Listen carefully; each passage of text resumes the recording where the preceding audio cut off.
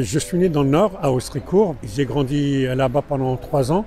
Et pour venir en région parisienne, où j'ai joué à Poissy, à Mantes. Et par la suite, à 18 ans, je suis monté à Valenciennes et signé mon premier contrat stagiaire professionnel en 1976, où j'y suis resté 5 ans. Puis je suis parti à Bordeaux.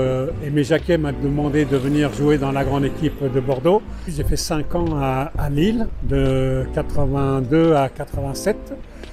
Voilà ma carrière de joueur. Avec l'équipe d'Algérie, j'ai participé à 3 Coupes du Monde, dont 2 comme joueur, une comme entraîneur en 2014 au Brésil. J'ai joué en championnat de France aussi pendant 10 ans, où j'ai joué à peu près 300 matchs. Voilà, je pense que j'ai une petite carrière qui est sympathique. Il faut savoir que je suis né en France, j'ai grandi en France, j'ai été formé en France et il a fallu que l'équipe nationale à 19 ans m'appelle en 80. Mes odeurs, elles étaient en France parce que j'y suis né. Mais mes racines et mon sang, c'était l'Algérie, le pays de mes parents.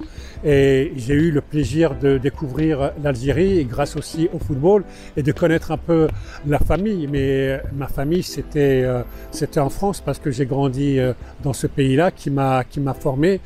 Mais j'oublie mes meilleures années footballistiques, c'est surtout mon aventure humaine en faisant les matchs de la Coupe du Monde en Afrique. Pour moi, c'est une double richesse d'avoir 2 pays, de cultures, de langues.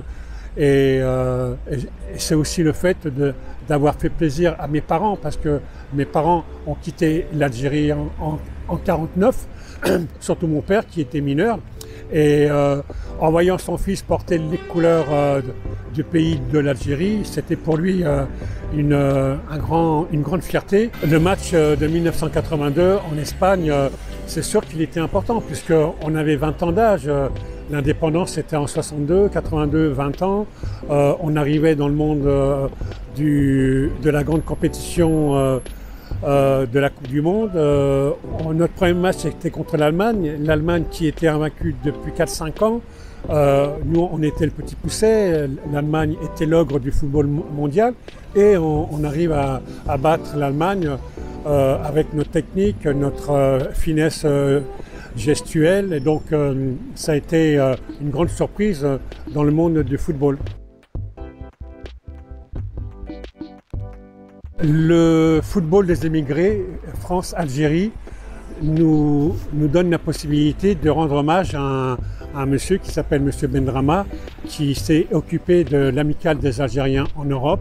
C'est lui qui a fait office de sélectionneur. À partir des années 78, on a eu la possibilité, nous les binationaux, d'aller jouer en Algérie.